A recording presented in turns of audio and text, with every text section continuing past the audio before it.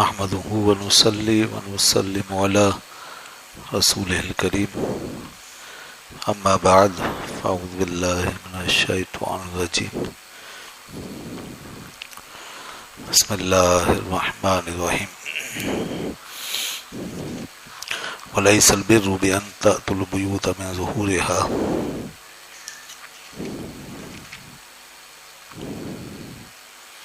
ليس البر أن تولوا وجوهكم قبل المشرق والمغرب ولكن البر من آمن بالله واليوم الآخر والملائكة والكتاب والنبيين وآتى المال على حبه ذوي القربى واليتامى والمساكين وابن السبيل والسائلين وفي الرقاب وقام الصلاة وآتى الزكاة والموفون بعهدهم إذا عاهدوا والصابرين في البأساء والضراء وحين البأس أولئك الذين صدقوا وأولئك هم المتقون صدق الله العلي العظيم وبلغنا رسوله النبي الكريم ونحن على ذلك لمن الشاهدين والشاكرين والحمد لله رب العالمين. درود پاک پڑھ لیجیے. اللهم صل على سيدنا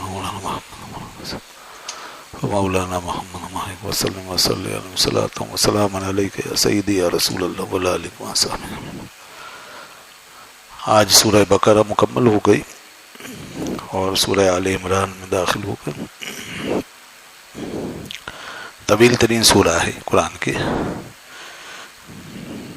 اس میں بے شمار احکام آ گئے ہیں, بے شمار ہدایات ہیں, بہت ساری نصیحتیں, تاریخ, عقائد, عبادات, معاملات, ظاہری اور باطنی آداب, انفرادی اور اجتماعی تعلیمات, بہت کچھ اللہ تبارک و تعالی نے اس سورہ میں بیان فرمایا.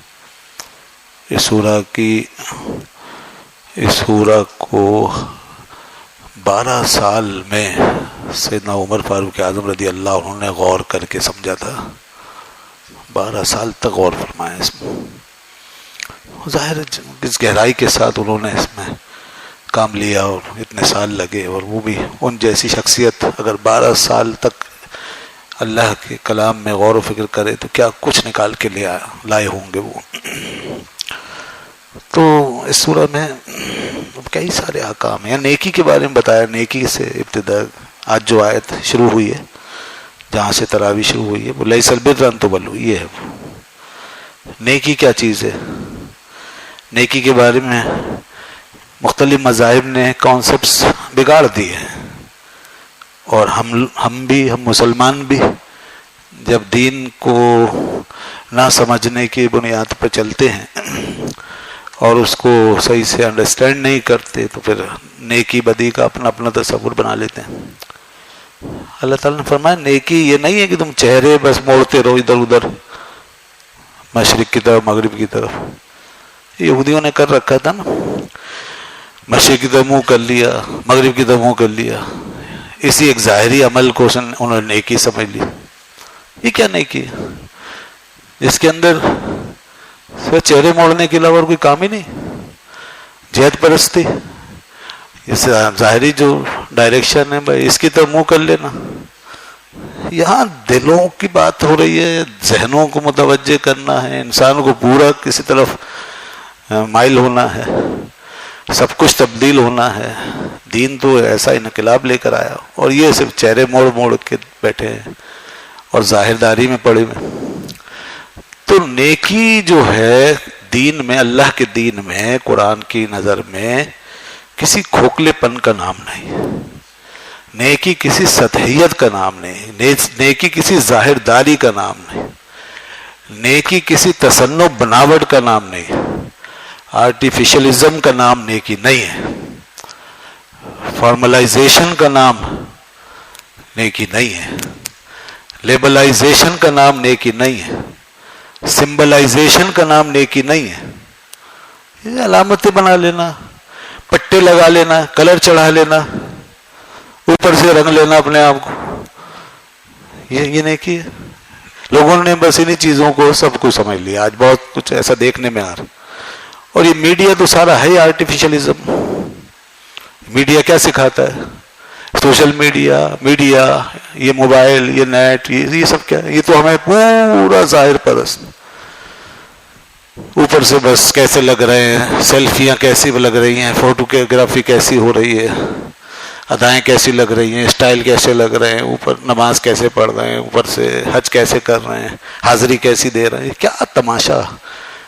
یہ اس ظاہر پرست قوم نے، کافروں نے ان چیزوں کو اس طرح استعمال کیا. ان کا تو دین مذہب یہی ہے.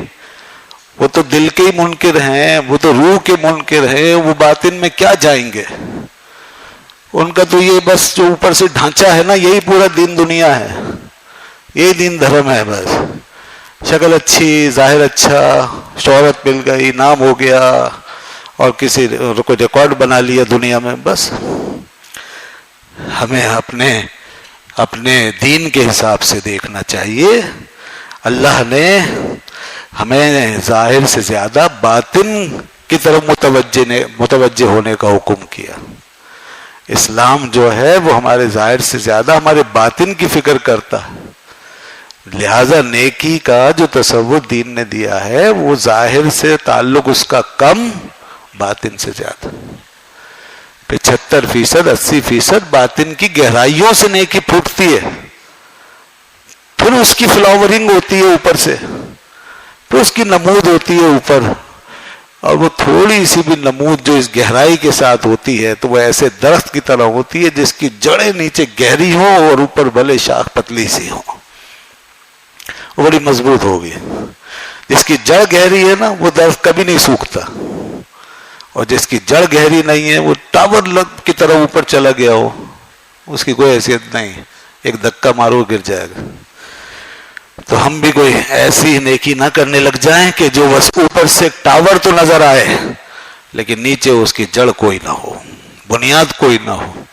اس لیے دوستو، اس ریاکاری کے اس ماحول میں کچھ حقیقت پسندی اپناؤ، ریئلائزیشن، حقیقت کو، دل کی طرف دیکھو، اپنے گہرائیوں میں جاؤ، اللہ کے بارے میں سوچو کہ کتنا اس کی طرف دھیان ہے، کتنا نیت تمہاری کتنی صاف ہے.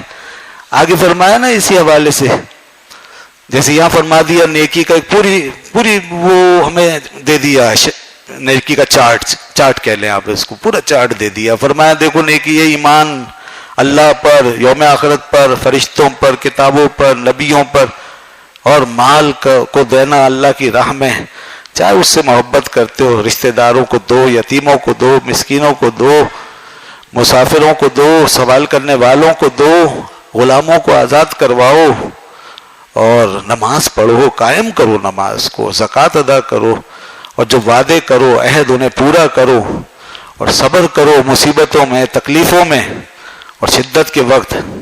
فرمایا اللہ نے یہ لوگ ہیں سچے، پرفیکٹ. سچائی یہ ہے کہ اندر اور باہر ایک ہو جائے، ظاہر و باطن ایک ہو جائے، نیکی پوری طرح نیکی بن جائے، تو وہ سچائی ہے. اور یہی لوگ ہیں متقی. فرمایا یہ تقوی والے ہیں. اور اسی طرح وہ حج کے بارے میں بھی بہت سی غلطیوں میں پڑے ہوئے تھے کفار مکہ، اس میں کو بھی انہوں نے ظاہری ایک عمل بنا کے چھوڑ دیا تھا. حج میں بھی پتہ نہیں کیا کیا نیکی سمجھ لیا، جو اصل نیکیاں تو وہ چھوڑ دی، اور اپنی طرف سے وہ زیادہ راہ لینے کے قائل نہیں تھے، ایسے چلے جاتے تھے. تو لوگوں سے مانگتے تھے. یہ کیا نیکی ہوئی؟ اپنے آپ کو ذلیل کرنا، خوار کرنا، دربدر کرنا. اللہ نے کوئی اس طرح کا حکم دیا؟ اللہ نے فرمایا وَتَزَوَّدُوا، تمہیں اللہ نے دیا ہے، مال دیا ہے، پیسہ دیا ہے، زیادہ راہ تم لے سکتے ہو، اس کو ساتھ لو، اپنا کھاؤ، اپنا کماؤ، لوگوں سے کیوں مانگتے ہو؟ فرمایا کہ وَتَزَوَّدُوا فَإِنَّ خَيْرَ الزَّادِ التَّقْوَىٰ، اور سب سے اچھا جو زاد ہے وہ تقویٰ ہے. تو اس طرح یہ حج ہے. اس حج کے اندر اس طرح کے خرافات شامل کر لیے تھے ان لوگوں نے. ایسے گھر سے نکل جاتے تھے تو واپس کبھی آنا پڑتا راستے میں سے تو دیوار پھاڑ کے آتے تھے، پھلانگ کے آتے تھے، توڑ کے آتے تھے، پیچھے کی دیوار میں سوراخ کر کے آتے تھے، سامنے کی دیوار سے نہیں آتے تھے، گھر دروازے سے نہیں آتے تھے، اور کہتے تھے دروازے سے آنا یہ گناہ ہے. جب ہم نکل گئے ایک دفعہ اس دروازے سے تو دوبارہ اب نہیں آ سکتے، پیچھے سے آ جائیں تو یہ پانا واپس آنا نہیں کہلائے گا، اور اگر دروازے سے آئے تو گویا اللہ کے راہ میں نکل کر پھر واپس آ گئے تو یہ غلط ہوا. پیچھے سے آ جائے. تو دیوار توڑ کے پیچھے سے گھستے تھے. اللہ تعالیٰ نے فرمایا یہ تم نے حج میں کیا داخل کر دیا ہے اور اس کو سمجھتے ہو نیکی. فرمایا وَلَيْسَ الْبِرُّ بِأَن تَأْتُوا الْبُيُوتَ مِن ظُهُورِهَا, یہ کوئی نیکی نہیں ہے کہ تم اپنے گھروں کے پچھواڑوں سے آؤ. وَلَكِنَّ الْبِرَّ مَنِ اتَّقَىٰ, پھر بتایا نیکی تو یہ ہے کہ تمہارا ظاہر و باطن بدل جائے, تم میں تقوی آ جائے, تم میں ایک ڈائنامزم پیدا ہو جائے. نیکی ڈائنامزم کا نام ہے, نیکی ایکٹیویزم کا نام ہے, نیکی ڈیپ فلاورنگ کا نام ہے. تمہارا اندر جاگ جائے, زندہ ہو جائے. تقوی کس کو کہتے ہیں؟ جس کا باطن زندہ ہو جائے, اللہ کی یاد کے ساتھ قائم ہو جائے, ایک احساس کے ساتھ کھڑا ہو جائے. سوچنے والا سمجھنے والا انسان وہ متقی ہے. تو اللہ فرماتا ہے نیکی تو یہ ہے کہ تم اندر سے بیدار ہو جاؤ اور پھر اس کا اثر تمہارے باہر آئے. اس طرح تم چلو. وَأْتُوا الْبُيُوتَ مِنْ أَبْوَابِهَا, گھروں کے دروازوں سے آیا کرو. وَاتَّقُوا اللَّهَ, اللہ سے ڈرو. لَعَلَّكُمْ تُفْلِحُونَ, فلاح کی بات یہ ہے, پیچھے سے آنے میں فلاح نہیں ہے, پیچھے سے یا آگے سے اس سے کوئی فرق نہیں پڑتا. گھر کے دروازے سے آؤ اور اللہ سے ڈرو, اصل بات یہ ہے. یہاں بھی یہ بات بتائی, نیکی کی حقیقت بتائی. اور پھر ساتھ میں اسی طرح آگے ایک اور جگہ فرمایا لوگ نیکی کرتے ہیں ضائع کر دیتے ہیں. بعض لوگ نیکیاں کرتے ہیں ضائع کر دیتے ہیں. کیوں؟ اس لیے کہ وہ ان کو چین نہیں پڑتا کہ پتہ نہیں کسی نے دیکھی کہ نہیں دیکھی, کسی کو پتہ چلا نہیں چلا. اندر جو ہے وہ ایک ہوس ہے, بتانے کی خواہش ہے, بار بار شیطان چٹکیاں بھر رہا ہے, جلدی بتاؤ. نفس ہے اندر وہ بے چین ہے, ابھی تک بتایا کیوں نہیں.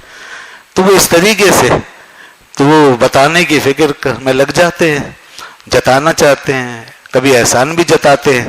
اللہ تعالیٰ نے فرمایا کہ تم اپنی نیکیوں کو اس طرح کر کے ضائع مت کرو. وَلَا تُبْطِلُوا صَدَقَاتِكُمْ بِالْمَنِّ وَالْأَذَىٰ, یہ تم احسان جتا کے اذیت دے کے برباد نہ کرو. تو پتہ ہی چلا کہ جب آدمی دین کے مقصد سے ہٹ جاتا ہے نا, تو چاہے وہ آغاز میں ہو یا انجام, تو پھر وہ نیکی یا تو شروع ہی نہیں ہوتی یا کر چکے ہوتے ہیں تو ضائع ہو جاتی. دین کا ایک مقصد ہے, ایک ویژن ہے. دین ہمارے اندر انقلاب چاہتا ہے, تبدیلی چاہتا ہے. اور جب آپ اس میں بالکل ناکام ہو جاتے ہیں اور آپ اس کے مقصد اور فلسفی کو دین کی بھول جاتے ہیں اور نیکی کے فلسفے کو غارت کر دیتے ہیں, تو نیکی دھری کی دھری رہ جاتی ہے. اللہ کو نیکیوں کا کیا کرنا ہے؟ اللہ کو تو چینج چاہیے, ہمارے اندر چینج چاہیے, ہمارے اندر تبدیلی چاہیے. اس میں تھوڑی کوئی وہاں جمع کر کے اپنی بلڈنگیں بنانی, کوئی اپنی بادشاہ چمکانی. اسے تو چینج چاہیے. نیکی جتنی بلند ہوگی چینج اتنا ہی زیادہ ہوگا. جتنا چینج ہوگا اسی حساب سے نیکی نظر آئے گی. تو یہ ہے وہ چیز, یہ معیار. اور اس چینج کا نام ہے تقویٰ. ہماری شخصیت میں نکھار آ جائے, ہماری سوچ و فکر بدل جائے. تو اس لیے سوچنا چاہیے. اب لوگ کہتے ہیں میں اتنے سالوں سے یہ کام کر رہا ہوں صاحب, میں اتنے سالوں سے اتنی دفعہ گیا آیا, اتنے حج ہوئے, اتنے عمرے کیے. میں ایک بات سوچتا ہوں, ماشاءاللہ سارا ریکارڈ موجود ہے, مگر چینج کیا آیا؟ بدلے کتنا یہ بھی دیکھا؟ اس میں کچھ بھی نہیں. وہیں کے وہیں کھڑے, وہی کام چل رہے ہیں, وہی ہیرا پھیریاں چل رہی, وہی 2 نمبر ہی چل رہی, وہی گڑبڑ چل رہی. وہ غصے کے سخت ہیں, جہاں غصہ ہے دکھا دیا, جہاں کسی کو مارنا ہے مار دیا, جہاں کسی اس کے ساتھ زیادتی کرنی ہے کر دی, جہاں تکبر ہے تکبر ہے, جہاں حسد ہے حسد ہے, جہاں چڑچڑاپن ہے وہ ہے. کوئی تبدیلی نہیں آ رہی, نہ کوئی سینس, نہ کوئی سوچ, نہ فیلنگس, نہ شخصیت, کچھ نہیں بدل رہا. تو انسان میں بدلنے کے لیے اتنا کچھ ہے. تو اس لیے نیکیاں وہی ہیں جو آپ کو مجھے بدلے ہیں. تو اس لیے اللہ تعالیٰ نے یہ ساری چیزیں ہمیں بتائی ہیں کہ دیکھو اپنے آپ کو بدلو, اور ایسا بدلو کہ جب تم خود بدل جاؤ گے تو ساری دنیا بدلی بدلی نظر آئے گی. جب تک ہم نہیں بدلیں گے کوئی چیز بھی ہمیں درست نظر نہیں آئے گی. ہمیں اپنے آپ کو بدلنا ہے. قرآن حکیم بار بار اس حوالے سے ہمیں یاد دہانی کراتا ہے. یہاں پر روزے کے احکام بھی آ گئے جناب. روزے کی ساری آیتیں آج آپ نے سن لی, جو یہاں تفصیل سے روزے کا بیان وہ آج آ گیا ہے 2 پارے میں سورہ بقرہ میں. اور اسی کے ساتھ اہل عرب کے اندر ایک بڑا ظلم تھا, بڑی زیادتی. وہی جو میں نے شروع میں کل بات کی تھی کہ وہ جو غلط تقسیم اگر کر دیں گے نا انسانوں کے درمیان تو پھر نہ ختم ہونے والے ظلم کا سلسلہ شروع ہو جائے گا. مثال کے طور پر انہوں نے ایک تقسیم کر رکھی تھی کہ بڑا قبیلہ اس کا حق زیادہ، چھوٹے قبیلے کا حق کم، فلاں نسل رنگ کے لوگ ان کا حق زیادہ، فلاں نسل رنگ کے لوگ ان کا حق کم، فلاں جناب زیادہ پریسٹیج اور آنر کا مالک ہے، فلاں حقیر ہے، کمتر ہے. اس طرح انہوں نے ویلیویشن کر رکھی تھی، کلاسیفیکیشن کر رکھی تھی اپنے معاشرے کی. اس کی بنیاد پر جب بڑا قبیلہ، اعلیٰ قبیلہ کسی ادنا قبیلے کے آدمی کو مار دیتا تھا تو پھر تو جناب جو قصاص لیتے تھے نا وہ پھر اسی حساب سے اس کے سٹینڈرڈ کے مطابق کہ اب جناب بڑے قبیلے کا معاملہ ہے، اس نے مارا ہے تو اول تو بڑے قبیلے والے نے مارا ہے تو چھوٹے قبیلے کا کوئی حق ہی نہیں ہے، ٹھیک ہے نا. اور چھوٹے قبیلے نے اگر مار دیا بڑے قبیلے کے آدمی کو تو پھر ایک آدمی نہیں مارا جائے گا، 10 آدمی تو ہمیں، کیونکہ ہم بڑے لوگ ہیں. ایسی جناب مرد کا رتبہ انہوں نے پتہ نہیں کہاں پہنچا رکھا تھا اور عورتوں کو حقیر سمجھتے تھے. اگر عورت نے مرد کا قتل کر دیا ہے تو عورت کو قتل نہیں کریں گے، اس کے بدلے میں مرد کو قتل کریں گے. یہ دیکھیے، کیونکہ عورت مرد کے برابر نہیں ہے، وہ مرد کے خون کا بدلہ نہیں بن سکتی. لہذا عورت قاتل ہے تو مرد کے بدلے میں عورت کا قتل نہیں ہوگا، مرد کا ہوگا. اسی طریقے سے غلاموں اور آقا وغیرہ کی تفریق، یہ سب تھا. میں اختصار سے بات کر رہا ہوں. اللہ تعالیٰ نے فرمایا ظلم کو ختم کرو. اسلام میں یہ ظلم نہیں چلے گا. لوگوں نے یہ تفریق جو کر رکھی ہے، یہ تفریق تمہارے درمیان باطل ہے. یا ایھا الذین آمنوا کتب علیکم القصاص فی القتل الحر بالحر والعبد بالعبد والانثى بالانثى. اگر آزاد آدمی نے قتل کیا ہے تو آزاد کو قتل کرو، غلام نے قتل کیا ہے تو غلام کو قتل کرو، اور عورت نے قتل کیا ہے تو عورت کو قتل کرو. یہ وَلَكُمْ فِي الْقِصَاصِ حَيَاةٌ يَا أُولِي الْأَلْبَابِ. اور قصاص ہوگا، چاہے کوئی امیر آدمی مارے یا غریب، یا مرد مارے یا عورت، کوئی اعلیٰ قبیلہ یا ادنا. فرمایا قصاص میں زندگی ہے. وَلَكُمْ فِي الْقِصَاصِ حَيَاةٌ، قصاص میں زندگی، قصاص لو، بدلہ لو. یا اولی الالباب، اے عقل والو، لعلکم تتقون، تاکہ تمہارے اندر تقوی آئے. وہی اصل چینج، حقیقی چینج، حقیقی تبدیلی. یہ چیز یہاں بیان فرمائی قصاص کے حوالے سے. حج کے حوالے سے بھی دیکھیے، خاص طور پہ فرمایا کہ تم حج کرنے والے ذرا یہ تو دیکھیں کہ فلا رفث ولا فسوق ولا جدال فی الحج، کہ حج نے تم سے چھڑوا دیا رفث، بےہودگی کی باتیں، فسق و فجور کی باتیں اور آپس میں جھگڑے کی باتیں. تو کیا یہ چینج آ گیا؟ حج پر حج کرنے والے، عمرے پہ عمرہ کرنے والے نے اپنے اندر یہ تبدیلی محسوس کی کہ اب میں بےہودگی سے الگ ہو چکا ہوں، میں فسوق چھوڑ چکا ہوں، میں جھگڑا ختم کر چکا ہوں. اللہ فرماتا ہے یہ کام کرنے کے یہ حج اس لیے ہے. تو جیسے روزے کے لیے فرمایا آپ صلی اللہ علیہ وسلم نے کہ جب تم میں سے کوئی روزے دار ہو فَإِنْ صَابَهُ أَحَدٌ أَوْ قَاتَلَهُ، تو اس سے اگر کوئی گالی دے، روزے دار کو کوئی گالی دے یا اس سے کوئی لڑے، تو روزے دار کو چاہیے کہ اس سے کہہ دے انی امرؤ صائم، میں روزے سے ہوں، میں تمہارا بدلہ نہیں لوں، میں بدلہ نہیں لوں گا، میں جواب نہیں دوں گا، میں روزے سے ہوں. تو یہ بچا لیا روزے نے. اور فرمایا الصیام جنۃ، روزہ ڈھال ہے. روزہ اس لیے ہے تاکہ تم بچو. کس سے بچو؟ گناہوں سے بچو. یہ کھانا پینا تو علامت، ایک پریکٹس، ایک کنٹرول پاور پیدا کرنے کے لیے کہ اس کو چھوڑوا کر کنٹرول پاور. ورنہ کھانے پینے میں، حلال کھانے پینے میں تو کوئی مذائقہ نہیں ہے، مگر چھڑوایا اس لیے گیا ہے تاکہ ہم اس کے ذریعے سے وہ کچھ چھوڑ دیں جو کسی اور طریقے سے چھوٹ ہی نہیں رہا تھا، وہ ہم سے جا ہی نہیں رہا تھا، وہ چھوٹ جائے. تو وہ ہے لڑائی جھگڑا اور اسی طرح کی خرافات، بےہودگیاں، اور پھر انسان تقوی سے آراستہ ہو جائے. اللہ تعالیٰ فرماتا ہے وَعَسَىٰ أَن تَكْرَهُوا شَيْئًا وَهُوَ خَيْرٌ لَكُمْ وَعَسَىٰ أَن تُحِبُّوا شَيْئًا وَهُوَ شَرٌّ لَكُمْ. کتنی زبردست بات ہے کہ ہو سکتا ہے کہ تم کس چیز کو ناپسند کرو حالانکہ تمہارے لیے بہتر ہے. ہمارا من، ہماری طبیعت یہ ہمیشہ ہمیں پستی کی طرف لے کے جائے گی، یہ عارضی لذت کے قائل ہے، یہ صرف چارمنگ، ظاہری ٹپ ٹاپ دکھاوا، اس سے متاثر ہوتا ہے من. انسان کا من بڑا دھوکے باز ہے، بڑا دھوکے باز. یہ جو ہے ہمیشہ یہ زہر بھی کھا لے گا اگر اس پہ شیرہ چڑھا ہوا ہو، اگر اس پہ چاندی کا ورق چڑھا ہوا ہو. اور ہم اپنی عمل کی دنیا میں، کردار کی دنیا میں ایسا ہی زہر کھا رہے ہوتے ہیں جس کے اوپر ورق چڑھا ہوا ہے، جو اوپر سے شیریں ہے. یہ من اسی طرح کا زہر کھلاتا ہے. اللہ فرماتا ہے ہو سکتا ہے کہ تمہیں پسند آ رہا ہے، شیریں ہے، مزیدار ہے، اچھا لگ رہا ہے، لیکن وہ تمہارے لیے برا ہے.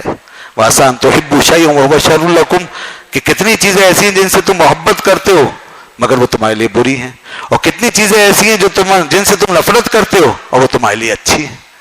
یہ ہے صاحب کہ من کی بات پہ مت چلو، بلکہ اصل حقیقت کو دیکھو اور اللہ کے حکم کے مطابق فیصلہ کرو. اس کے بعد فرمایا کہ یہ قسم بھی تم اگر کھا لو نا کبھی نیکی کے مقابلے میں، تو ایسی قسم کو پورا مت کرنا. نیکی کے مقابلے میں، نیکی کے راستے میں، تقوی کے راستے میں کوئی چیز حائل نہیں ہونی چاہیے. گو کہ قسموں کا پورا کرنا تم پر فرض کیا گیا ہے، لیکن اللہ نے ایک جگہ یہاں فرمایا کہ اگر کوئی قسم اول تو قسموں کو رکاوٹ مت بناؤ، فلا تجعلوا، اللہ نے فرمایا کہ تم اپنی قسموں کو رکاوٹ مت بناؤ. کس کے لیے؟ نیکی کے لیے، نیکی اور تقوی کے راستے میں. تو اگر کوئی کھا لے ایسی قسم تو رسول خدا صلی اللہ علیہ وسلم فرمایا اس کو چاہیے کہ وہ قسم کو توڑ دے، اور جو نیکی کا کام ہے تقوی کا وہ کر لے، اور جو کفارہ ہے قسم کا وہ ادا کر دے. وہ کفارہ کیا ہے؟ وہ کفارہ یہ ہے کہ آپ 10 مسکینوں کو کھانا کھلائیں. اگر وہ نہیں کر سکتے 3 دن کے روزے رکھیں. تو یہاں تک ہے قرآن مجید میں ایسی قسموں کا ذکر فرمایا گیا ہے کہ تم اپنی قسموں کو رکاوٹ مت بنانا نیکی کے معاملے میں، تقوی کے معاملے میں. اگر کبھی کھا لے غلطی سے انسان تو نیکی اور تقوی کا کام نہ چھوڑے، اس کو کرے. ایسی کوئی بھی مفید بات جس میں نقصان ہونے والا ہے اور قسم کھا لی ہے اور شرعاً وہ کام کرنا جائز تھا، اب آپ کے لیے بڑا نقصان ہے کہ کیا کریں، تو قسم توڑ کے انسان کفارہ ادا کر دے اور اس نقصان سے اپنے آپ کو بچا لے. تو شریعت اس بات کی اجازت دیتی ہے بشرطے کہ اس کام میں خیر ہو. اور اگر وہ کام ایسا ہی ہے اور اگر گناہ کا، برائی کا کام ہے تو پھر تو لازمی سی بات ہے قسم کو بھی پورا کرے اور اس برے کام سے بھی بچے. تو بہرحال قسم توڑنا عام حالات میں گناہ ہے، ٹھیک ہے نا، اور اگر ٹوٹ جائے تو اس کا کفارہ یہ ہے جو میں نے بتایا. مردوں اور عورتوں کے تعلقات گھر میں میاں بیوی کے حوالے سے بڑے حقوق ہیں، اور آج کے دور میں بڑا اس میں جو ہے نا گڑبڑ اور ڈس بیلنس کیا جا رہا ہے معاملے کو. اور کہیں مردوں کو جناب ہم نے اپنے معاشرے میں بہت زیادہ اتھارٹیٹو بنا رکھا ہے، بہت مطلق العنان، اور کہیں عورتوں کو اب مغرب سے تحریک چلی ہے کہ کہہ رہے ہیں پوری دنیا کی تاریخ عورت ہی لکھے اب، اور ساری دنیا کو عورت کے نقطہ نظر سے دیکھا جائے. اب یہ ایک اور سلسلہ شروع ہوا ہے. اس کی وجہ سے میڈیا پر عورتوں کے حوالے سے بڑی تقریریں ہو رہی ہیں. فیمنزم کی تحریک، آپ میں سے جو حضرات جانتے ہیں وہ جانتے ہیں، مغرب نے فیمنزم کی تحریک شروع کی ہے، اور اس کا کہنا یہ ہے کہ دنیا اب تک مردوں نے تشکیل دی تھی، اب عورتوں کو تشکیل دینی چاہیے تاکہ نئے حساب سے گھر کا سیٹ اپ بنے، ایک نئی سوسائٹی بنے، نیا نظام بنے. گویا کہ ان کے یہاں اتنی آزادی کہ نیا دین بھی بنے، نیا دین بنے، نیا ڈسکورس بنے، نیا علم ترتیب پائے، نئی ایپسٹیم ترتیب پائے، وغیرہ وغیرہ. وہ تو آخری حد تک جانے کے لیے تیار. تو بھائی بات یہ ہے کہ اس طرح کا فیمنزم ہم کیسے قبول کر سکتے ہیں؟ ہاں، اللہ نے ہمیں سب سے زیادہ بیلنسڈ تعلیم عطا فرمائی، اور وہ یہ کہ یہاں پر ایک آیت آئی ہے وَلَهُنَّ مِثْلُ الَّذِي عَلَيْهِنَّ، کہ دیکھو عورتوں کا بھی حق ہے جیسے تمہارا حق ہے. گھر میں دونوں کا حق ہے. عورتوں کا حق مردوں پہ لازم ہے، مردوں کا حق عورتوں پہ لازم ہے. لہذا دونوں اپنے اپنے حقوق ادا کریں گے، اس میں کوئی بھی کسی سے آزاد نہیں ہے. یہ اللہ تعالیٰ نے ذمہ داری دی. اور مردوں کے لیے فرمایا وَلِلرِّجَالِ عَلَيْهِنَّ دَرَجَةٌ، ہاں مردوں کو اللہ تعالیٰ نے ایک درجہ دیا ہے، مردوں کو ایک درجہ گھر میں دیا ہے، یعنی مردوں کو ایک اتھارٹی حاصل ہے. مرد الرجال قوامون علی النساء، مرد عورتوں پر نگران ہے، مرد گھر کا ذمہ دار ہے، مرد گھر میں اہم فیصلے کرے گا. نکاح کا بندھن اس نے باندھا ہے اپنے خرچے پر، طلاق کا اختیار اس کے ہاتھ میں ہے. مرد جو ہے اس کو یہ ایک پوزیشن دی جائے گی، کیونکہ بہرحال کسی ایک کو اتھارٹی دینی پڑے گی تاکہ نظام چلے. مغرب عورت کو اتھارٹی دیتا ہے یا برابر کرنا چاہتا ہے تو یہ گھر کا نظام تباہ ہو جائے گا. وہ عورتیں جو آج فیمنزم سے متاثر ہو کے مردوں کے مقابل آنا چاہتی ہیں اور اللہ کے بنائے ہوئے نظام کو چیلنج کرنا چاہتی ہیں، اور وہ انہیں پرواہ نہیں، چاہے قرآن ہاتھ سے جائے، دین جائے، وہ چاہتی ہیں برابری کی بنیاد پہ سارے معاملات ہو. تو وہ یاد رکھیں خود اپنا گھر بھی تباہ کرنے جا رہی ہیں اور اس سوسائٹی کا بھی خاتمہ کرنے جا رہی ہیں. مغرب تباہ ہو چکا ہے اس حوالے سے، ان کا گھر تباہ ہو گیا، سوسائٹی تباہ ہو گئی، ہر طرف انار کی افراتفری ہے. اب وہاں شادیاں قائم رہنے کے لیے نہیں ہوتی، وہاں بچے گھر میں تربیت پانے کے لیے پیدا نہیں ہوتے، بس وہ ایک ہیومن بینگ کے طور پر، ایک فزیکل بینگ کے طور پہ پیدا ہوتے ہیں. اب بایولوجیکل زندگی کا تصور زیادہ ہے، ایتھیکل ویلیوز ختم ہو چکی ہیں، سوشل ویلیوز ختم ہو چکی ہیں. جو کچھ ایک بایولوجی پر کھڑا ہے، حیاتیاتی نظام ہے، بس اس کے علاوہ کچھ نہیں. ویسے ہی جیسے جنگل میں دو جانوروں کا ایک حیاتیاتی نظام چل رہا ہے، ایسے انسانوں کا ایک انسان حیاتیاتی نظام کی بنیاد پر کھڑا ہوا شخص نہیں ہے. خالی انسان کا وجود بایولوجیکل نہیں ہے، انسان کا وجود اخلاقی ہے، انسان کا وجود روحانی ہے. انسان کا وجود اور جانور کا وجود اس میں بہت فرق ہے. انسان کو اللہ نے اوپر بڑھنے کی، ترقی کرنے کی اور بڑے بڑے کام انجام دینے کی صلاحیت دی ہے. اور سب سے بڑی بات یہ کہ دنیا اور آخرت میں کامیابی کے لیے انسان کو پیدا کیا ہے اور اپنا قرب عطا کر کیا ہے انسان کو، اپنی معرفت کا حامل بنایا ہے. اس لیے انسان کا وجود ہمارے نقطہ نظر سے اخلاقی زیادہ ہے اور روحانی زیادہ ہے. تو وہ اسی وجود کو قائم رکھتا ہے دین، جب یہ گھر کا نظام ہمیں بنا کے دیتا ہے اور ہمیں سوسائٹی کے آداب سکھاتا ہے اور ہمیں کاروبار و معیشت کے اصول سکھاتا ہے. تو اس پورے پرسپیکٹو میں ہمیں یہ سب کچھ دیا جاتا ہے. لہذا ہمیں جذباتی نہیں ہونا چاہیے، محض کسی پروپیگنڈے کی بنیاد پر ایک جذباتی نعرہ لے کر کے اس کو نہیں اچھال دینا چاہیے. ہمیں دین کے پورے اسٹرکچر کو سمجھنا چاہیے، اس کی فلسفی کو، کہ دین کیا ہم سے مطالبہ کرتا ہے. یہاں پر عدت کے احکام بھی بیان کیے ہیں. عدت کے احکام، آج خواتین عدت کے احکام کی قائل نہیں ہیں. بہت سے زندگی اتنی مصروف ہو گئی ہے کہ وہ عدت وغیرہ کے لیے ان کے پاس وقت ہی نہیں ہے، اور وہ عدتیں ایسی گزر جاتی ہیں اور بڑا گناہ ہے. یا طلاق اگر ہو جائے تو 3 قروء کی عدت بیان کی گئی ہے. 3 قروء یعنی 3 ماہواری. اور اسی طریقے سے اگر شوہر فوت ہو جائے تو 4 مہینے 10 دن کی عدت بیان فرمائی گئی ہے اس سورہ کے اندر، کہ 3 ماہواری طلاق کی عدت. 3 طلاقیں اگر ہو جائیں، 1 طلاق ہو یا 2 یا 3 ہو، تو یہ طلاق کی عدت بتائی گئی. اور اگر شوہر فوت ہو جائے تو فرمایا کہ یتربصن بانفسہن 4 اشہر و عشرہ، 4 مہینے تک اپنے آپ کو روکے رکھیں. اور یہاں یہ بھی بتا دیا کہ عورتوں کے ساتھ ظلم نہ کرو. 1 طلاق، 2 طلاق اور 3 طلاق چاہے ایک ساتھ دو یا الگ الگ، ایک ساتھ دینا گناہ ضرور ہے مگر نافذ ہوگی. قرآن نے صاف کہہ دیا طلاق مرتان فامساک بمعروف او تسریح باحسان. پھر آگے فرمایا فإن طلقها، پس اگر تیسری طلاق بھی دے دی، اس کی قید نہیں ہے کہ ایک ساتھ دی ہیں تینوں یا الگ الگ، حکم ایک ہی ہے. فرمایا فلا تحل له من بعد، پھر وہ اپنے شوہر کے لیے حلال نہیں ہے حتی تنکح زوجا غیرہ، یہاں تک کہ اب وہ کہیں اور جا کے نکاح کرے. پھر وہاں سے طلاق ہو، پھر اس کی عدت ہو، تو یہ پہلے شوہر کے لیے حلال ہوگی ورنہ حلال نہیں ہوگی. 3 طلاقوں کے بعد گھروں میں رہنا اور یہ الٹے سیدھے فتوے لے لینا کہ 3 کی 1 ہو گئی ہیں صاحب، اب سب کچھ ہو جاتا ہے، اب سب ہو رہا ہے. دین بڑا شارٹ ہوتا چلے جا رہا ہے. 3 طلاقوں کی 1 کر لو، 20 رکعت تراویح کی 8 پڑھ لو وغیرہ وغیرہ، پتہ نہیں کیا کیا، بس جس میں شارٹ کٹ سے کام چلاؤ تاکہ لوگ جلدی جلدی آئیں اور ہماری طرف مائل ہوں. تو اس لیے لوگوں نے کیا کیا مسئلے بنا لیے ہیں. تو قرآن نے فرما دیا طلاقیں، تیسری طلاق جب دے دی، ایک ساتھ 3 طلاق کی دی الگ الگ، اس کے بعد حکم یہ ہے کہ عورت مرد کے لیے اب حلال نہیں ہے. اور فرمایا کہ جب طلاق دے چکو وَإِذَا طَلَّقْتُمُ النِّسَاءَ، جب تم طلاق دے چکو تو عورتوں کو روکتے کیوں ہو؟ فَبَلَغْنَ أَجَلَهُنَّ فَأَمْسِكُوهُنَّ بِمَعْرُوفٍ. اب لوگ کوئی جبر کرے کہ عورت کہیں اور نہ جائے، اس کا نکاح نہ ہو، اس کی شادی نہیں ہونی چاہیے، پتہ نہیں کس کس قسم کے ظلم اسلام سے پہلے بھی ہوتے تھے اور آج بھی لوگ کرتے. فرمایا تو یاد رکھو کہ اگر تم طلاق دے چکے ہو اور عورت کو فارغ کر چکے ہو تو اب اسے جانے دو. فلا تعدلوہن، یہاں فرمایا فبلغن اجلہن فلا تعدلوہن، تم ان کو مت روکو. ان ینکحن ازواجہن، کہ وہ جہاں بھی چاہیں اپنا نکاح کر لیں. یہ ہے عورتوں کے حقوق کے حوالے سے ساری باتیں. عورتوں کے لیے قرآن نے بڑے احکام بیان کیے، ان کے اوپر کسی قسم کا ظلم یا زیادتی نہیں ہونا چاہیے. مرد کو جو ایک درجے کا بتایا نا کہ مرد کے ہاتھ میں ایک اتھارٹی ہے، اس کا مطلب یہ نہیں ہے کہ مرد جو ہے وہ مطلق العنان بن جائے، ظالم ہو جائے.